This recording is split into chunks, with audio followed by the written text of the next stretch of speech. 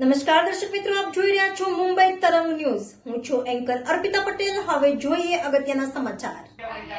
કાજલ હિન્દુસ્તાનીના વિરોધનો મામલો. મોરબી પાટીદાર સમાજ ભેગો થયો. સરદાર પટેલના સ્ટેચ્યુ પાસે ભેગો થયો પાટીદાર સમાજ.